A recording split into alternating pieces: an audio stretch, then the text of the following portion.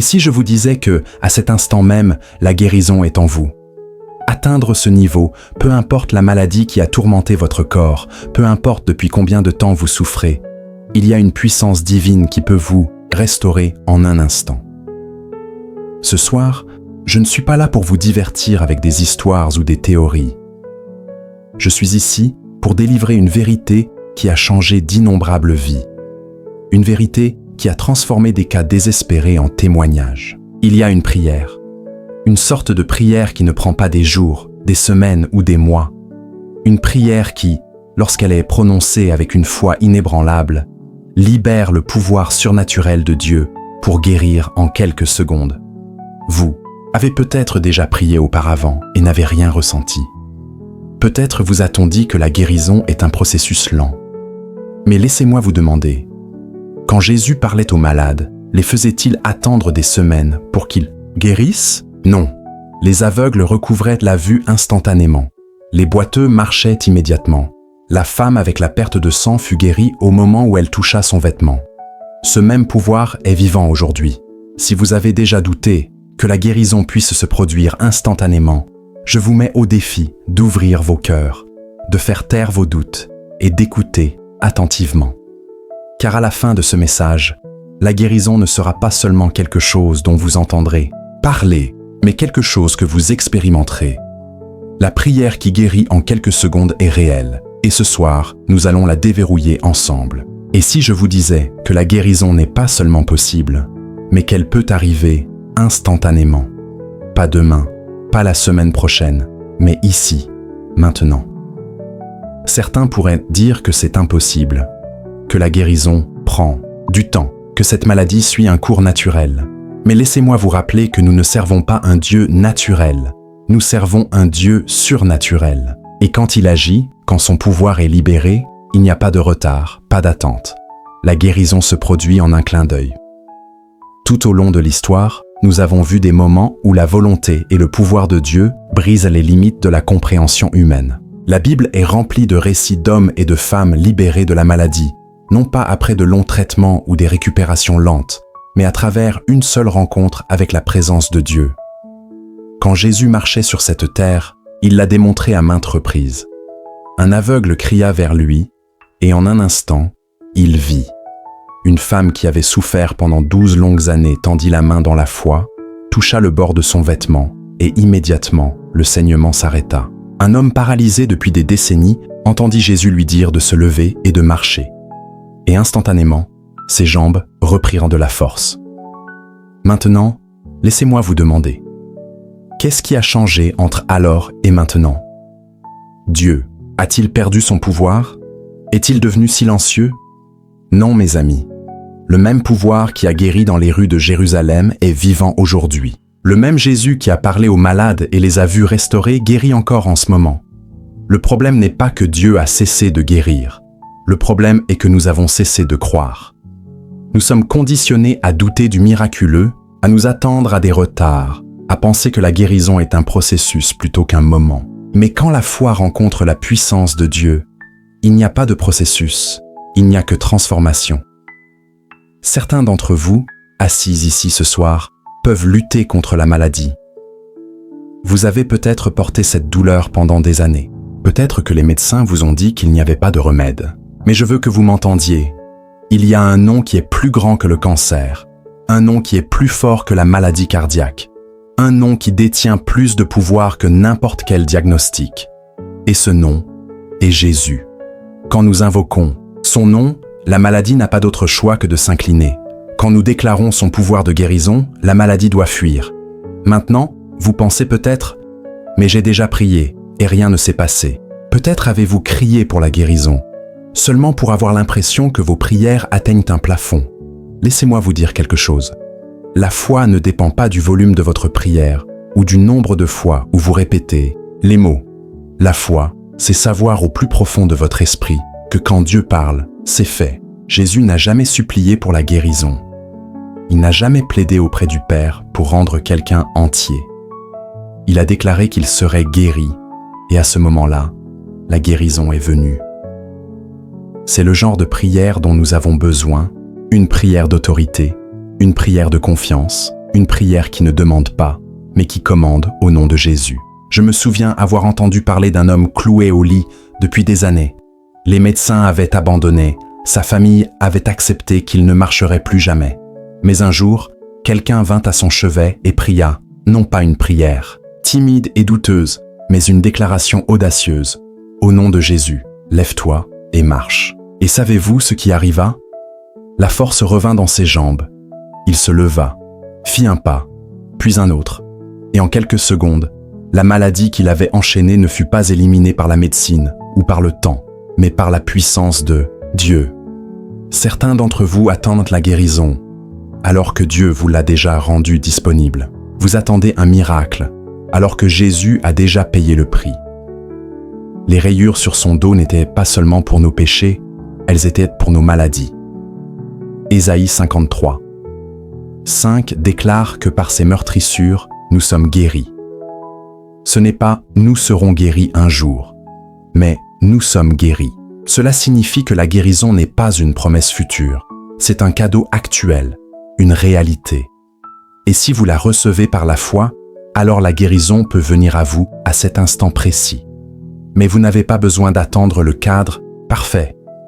Vous n'avez pas besoin qu'un ministre impose les mains sur vous. Le même Jésus qui a guéri par une parole est ici maintenant. Et tout ce qu'il faut, c'est un moment de foi, une prière d'autorité, pour voir la maladie disparaître en quelques secondes. Mes amis, ce n'est pas seulement une possibilité, c'est une promesse. Et ce soir, cette promesse est pour vous. Il y a une vérité que beaucoup de croyants ne parviennent pas à comprendre, et à cause de cela, ils marchent dans la faiblesse, alors qu'ils étaient censés marcher dans la puissance. La vérité est que Dieu nous a donné autorité sur la maladie. Pas une simple possibilité, mais une autorité réelle, tangible. La même autorité que Jésus portait lorsqu'il marchait sur cette terre est la même autorité qu'il nous a donnée à vous et à moi. Et quand nous comprenons cela, quand nous croyons vraiment, la maladie ne peut pas rester en notre présence. La guérison n'est pas seulement quelque chose que nous demandons, c'est quelque chose que nous commandons au nom de Jésus. Réfléchissez-y un instant. Quand Jésus rencontrait la maladie, suppliait-il le Père de guérir? Prononçait-il de longues prières désespérées, espérant que peut-être la personne irait mieux? Non. Il parlait avec autorité. Il disait aux aveugles de voir, et ils voyaient. Il disait aux lépreux d'être purifiés, et la maladie disparaissait. Il disait aux morts de se lever, et ils se levaient. Il n'y avait pas d'hésitation, pas de délai. Pourquoi? Parce que Jésus savait que la maladie n'avait aucun pouvoir face à la présence de Dieu. Il comprenait que le royaume des cieux avait déjà établi la victoire sur la maladie. Et il entrait dans cette réalité. Mais voici ce que beaucoup manquent. Jésus n'a pas gardé cette autorité pour lui-même, il l'a transmise. Dans Luc 10, 19, il dit « Voici, je vous ai donné le pouvoir de marcher sur les serpents et les scorpions, et sur toute la puissance de l'ennemi, et rien ne pourra vous nuire. » Il disait « Je vous donne la domination sur tout ce qui s'oppose au royaume de Dieu, y compris la maladie. » Et dans Marc 16, 17, 18, il l'a rendu encore plus clair. « Voici les miracles qui accompagneront ceux qui auront cru, ils imposeront les mains aux malades, et les malades seront guéris. » Pas peut-être, pas éventuellement, mais ils seront guéris. Mais voici le problème. La plupart des croyants ne marchent pas dans cette autorité. Ils prient pour la guérison comme s'ils demandaient quelque chose d'incertain, comme s'ils espéraient que peut-être, si Dieu est d'humeur, il répondra. Mais ce n'est pas ainsi que Jésus nous a enseigné à prier. Il ne nous a pas dit de demander à la maladie de bien vouloir partir. Il nous a dit de parler à la montagne et elle se déplacera. Parler, déclarer, commander, car lorsque nous parlons au nom de Jésus, nous ne parlons pas avec notre propre pouvoir, nous parlons dans le sien. Il y a un moment dans le livre des Actes qui illustre cela parfaitement. Pierre et Jean marchaient vers le temple lorsqu'ils virent un homme infirme depuis sa naissance. Il mendiait de l'argent, cherchant un petit soulagement à sa souffrance. Mais Pierre le regarda et dit « Je n'ai ni argent ni or, mais ce que j'ai, je te le donne. Au nom de Jésus-Christ de Nazareth, lève-toi et marche. » Et la Bible dit qu'immédiatement, Ses pieds et ses chevilles reprirent force. Il ne lutta pas pour se tenir debout. Il n'attendit pas que la guérison prenne effet progressivement. Il sauta sur ses pieds et se mit à marcher et à louer Dieu. Maintenant, laissez-moi vous demander, Pierre s'est-il arrêté pour prier d'abord? A-t-il dit « Laisse-moi vérifier si c'est la volonté de Dieu que cet homme soit guéri » ? Non, il savait déjà la volonté de Dieu. Il connaissait déjà l'autorité qu'il avait au nom de Jésus. Et parce qu'il agit avec foi, l'homme fut guéri en quelques secondes. Cette même autorité nous a été donnée. Pourtant, trop souvent, nous hésitons, nous doutons, nous permettons à la peur de s'infiltrer et nous laissons la maladie avoir plus de pouvoir qu'elle n'en a réellement. Mais ce soir, cela change. Ce soir, vous commencerez à marcher dans l'autorité qui vous a été donnée par Jésus-Christ. Certains d'entre vous sont ici ce soir et avez vécu sous le poids de la maladie, sous les mensonges de l'ennemi qui vous disent que la guérison est hors de portée. Mais je suis ici pour vous dire que la maladie n'a pas le droit de rester dans votre corps. C'est un intrus, une force illégale qui essaie d'occuper un lieu où la puissance de Dieu est censée régner. Et quand vous parlez avec l'autorité de Jésus, cette maladie n'a pas d'autre choix que de partir. Pas demain, pas la semaine prochaine, mais maintenant. L'autorité est déjà à vous, mais elle doit être exercée. Vous ne pouvez pas vous asseoir et attendre que la guérison se produise d'elle-même. Vous devez vous lever dans la foi et déclarer la parole de Dieu sur votre vie. Vous devez commander à la maladie de partir, exactement comme Jésus l'a fait, exactement comme Pierre l'a fait, exactement comme tous les croyants ont été habilités à le faire. Parce que quand vous comprenez qui vous êtes en Christ, quand vous marchez dans la puissance qu'il vous a donnée, la guérison n'est pas une question, c'est une certitude. Alors je vous demande, revendiquerez-vous cette autorité ce soir? Parlerez-vous à la maladie dans votre corps et lui direz-vous de partir au nom de Jésus? Parce que si vous le faites, la guérison n'est pas seulement possible, elle est inévitable. La guérison n'est pas un mystère, ce n'est pas un événement rare réservé à quelques privilégiés. C'est une promesse, une réalité, un cadeau qui nous a déjà été donné par Jésus-Christ. Mais si la guérison est si facilement accessible, pourquoi tant de gens ont-ils du mal à la recevoir? Pourquoi certains prient et voient des miracles en un instant, tandis que d'autres ont l'impression que leur prière reste sans réponse? La différence n'est pas dans la volonté de Dieu de guérir. Il a déjà déclaré sa volonté.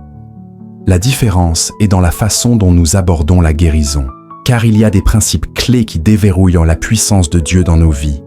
Et quand nous les appliquons, la guérison ne prend pas des années, des mois ou même des jours. Elle se produit en quelques secondes. L'une des premières clés pour débloquer la guérison est de comprendre qu'elle est déjà accomplie.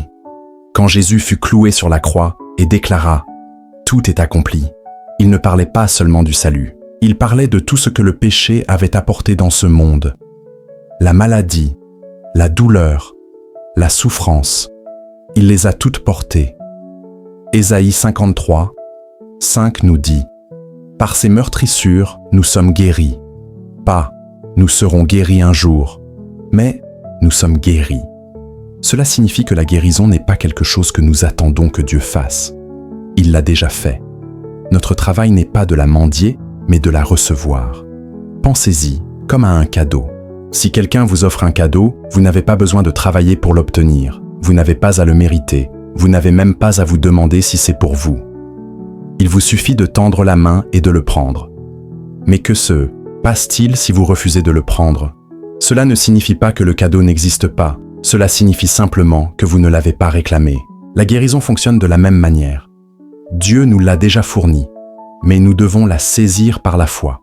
Ce qui nous amène à la deuxième clé, la foi. La foi est le pont entre la promesse de Dieu et notre réalité. Jésus a dit, dans Marc 11, 24, « Tout ce que vous demanderez en priant, croyez que vous l'avez reçu, et vous le verrez s'accomplir. » Remarquez qu'il n'a pas dit « Croyez que vous pourriez le recevoir ». Il a dit « Croyez que vous l'avez reçu ». Cela signifie qu'au moment où vous priez, vous devez croire que c'est fait, avant même de voir la preuve. C'est là que tant de gens échouent. Ils prient pour la guérison, mais attendent de se sentir mieux avant de croire qu'ils sont guéris. Ils attendent que les symptômes disparaissent, avant de remercier Dieu. Mais la foi n'attend pas la preuve. La foi est la preuve. Quand Jésus a dit aux 10 lépreux d'aller se montrer aux prêtres, la Bible dit qu'en chemin, ils furent purifiés. Pas avant, pas après avoir vu des résultats, mais lorsqu'ils ont agi dans la foi, la guérison a été activée. Alors laissez-moi vous demander, attendez-vous que la guérison arrive, ou marchez-vous dans la croyance qu'elle est déjà accomplie? Parce que la foi ne dit pas « je serai guéri un jour ». La foi dit « je suis guéri maintenant ». Et quand la foi parle, la puissance de Dieu se met en mouvement. La troisième clé est de prononcer la parole de Dieu. Proverbe 18, 21 dit « La mort et la vie sont au pouvoir de la langue. Ce que nous disons détermine ce que nous expérimentons. » Trop de gens annulent leurs propres prières par les mots qu'ils prononcent. Ils prient pour la guérison, mais ensuite disent des choses comme « j'espère que ça marchera » ou « je ne sais pas si je vais un jour aller mieux ». Ces mots craignent le doute. Ils ouvrent la porte à la peur. Mais quand vous déclarez la parole de Dieu sur votre corps, quand vous dites « par ses meurtrissures, je suis guéri » ou « aucune arme forgée contre moi ne prospérera », vous alignez vos mots avec le ciel. Et quand vos mots s'alignent avec le ciel, les miracles se produisent. Pensez à Jésus face à la maladie. Il ne décrivait pas le problème, il parlait de la solution. Devant un homme mort, il ne parlait pas de la mort, il commandait la vie. Face à une tempête, il ne se plaignait pas du vent, il parlait de paix. Silence, tais-toi. Si Jésus devait parler comme nous le faisons souvent, combien de miracles n'auraient jamais eu lieu? Nous ne devons pas dire ce que nous ressentons. Nous devons dire ce que Dieu a dit. Et quand nous le faisons, la maladie n'a pas d'autre choix que de partir. La clé finale est d'éliminer le doute et la peur. Le doute est le voleur des miracles. Jacques 1, 6 nous dit « Mais qu'il demande avec foi, sans douter, car celui qui doute est semblable au flot de la mer, agité par le vent et poussé de côté et d'autre. » Qu'un tel homme ne s'imagine pas qu'il recevra quelque chose du Seigneur. C'est une déclaration forte, mais c'est la vérité. Si nous laissons le doute persister, il bloquera notre guérison. Mais la bonne nouvelle est que la foi et la peur ne peuvent pas occuper le même espace. Au moment où vous décidez de faire pleinement confiance à Dieu, le doute perd son emprise. Au moment où vous remplacez la peur par la foi, la guérison coule librement. Alors ce soir, je vous mets au défi d'appliquer ces clés. Reconnaissez que la guérison a déjà été fournie. Marchez dans la foi, croyez que c'est accompli. Parlez la vie sur votre corps et refusez de vous laisser distraire par le doute. Et quand vous le ferez, la guérison viendra. Pas progressivement, pas finalement, mais immédiatement. Parce que la puissance de Dieu n'est pas limitée par le temps. Et quand la foi rencontre sa puissance, les miracles se produisent en quelques secondes. S'il y a une chose qui peut secouer le doute et construire une foi inébranlable, c'est un témoignage. Un témoignage n'est pas juste une histoire, c'est une preuve vivante que ce que Dieu a fait auparavant, il peut le faire encore. Et j'ai vu trop de témoignages de guérison miraculeuse instantanée pour remettre en question le pouvoir de Dieu. Quand vous entendez ce que Dieu a fait, cela remue quelque chose en vous. Cela vous rappelle que le même Dieu qui a accompli des miracles dans la Bible est le même Dieu qui accomplit des miracles aujourd'hui. Et s'il l'a fait pour quelqu'un, il peut le faire pour vous. Je me souviens d'une femme qui avait souffert pendant des années d'une tumeur en croissance dans son corps. Elle avait consulté des médecins, subi des traitements, essayé tout ce qui était possible naturellement. Mais la tumeur était toujours là. Puis une nuit, elle vint à un service, et alors que la puissance de Dieu se manifestait, elle décida de croire pour sa guérison. Plus d'attente, plus d'espoir timide. Elle plaça ses mains à l'endroit même où se trouvait la tumeur et déclara « Au nom de Jésus, je suis guérie ». À ce moment-là, elle sentit quelque chose changer. Elle sentit le feu du Saint-Esprit traverser son corps. Et en quelques secondes, elle vérifia. La tumeur avait complètement disparu. Pas réduite, pas en train de diminuer. Disparue en un instant. C'est la puissance de la prière, la puissance de la foi. J'ai vu des gens confinés à des fauteuils roulants pendant des années se lever soudainement et marcher comme s'ils n'avaient jamais été malades. J'ai vu des yeux aveugles s'ouvrir, des oreilles sourdes entendre, des corps brisés être rendus entiers, non pas à cause d'un prédicateur, non pas à cause d'une église, mais à cause d'un moment de foi où quelqu'un a simplement cru que quand Dieu dit qu'il guérit, il le pense vraiment. Mais je ne veux pas seulement vous parler de miracles arrivés à des inconnus. Je peux vous parler d'un homme que j'ai rencontré, qui luttait contre une grave maladie cardiaque.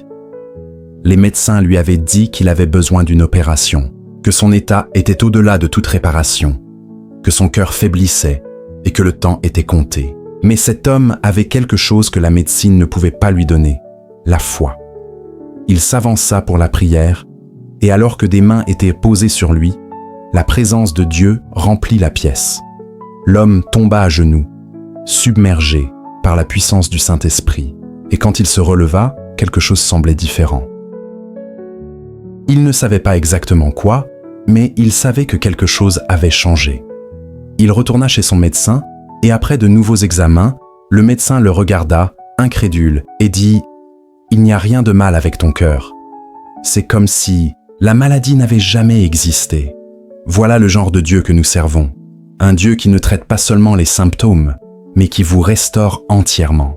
Nous agissons parfois comme si la guérison était rare, comme si les miracles n'arrivaient que dans le passé. Mais les miracles ne sont pas rares. Ils sont notre héritage en tant qu'enfants de Dieu.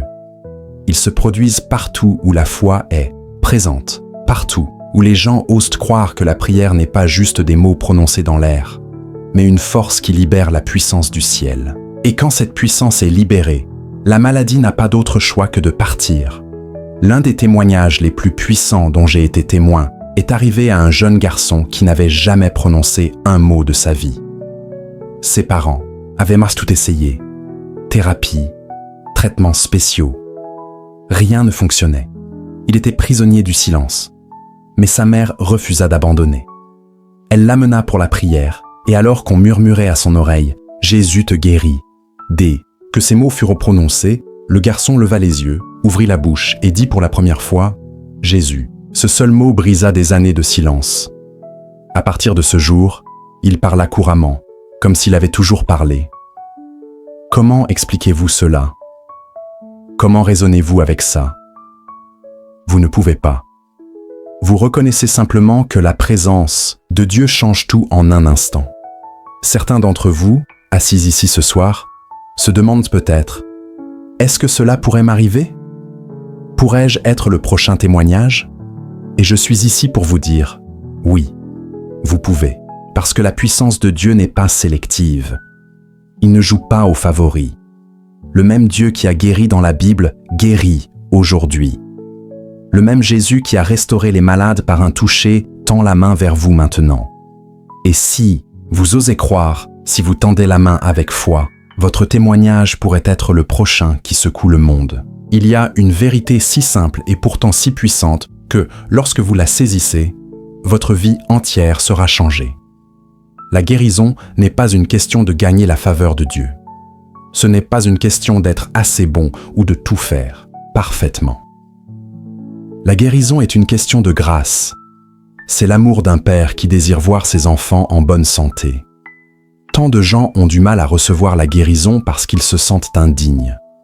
Ils croient au mensonge selon lequel Dieu les punit, qu'ils n'ont pas assez prié, qu'ils ne méritent pas d'être guéris. Mais laissez-moi vous dire quelque chose.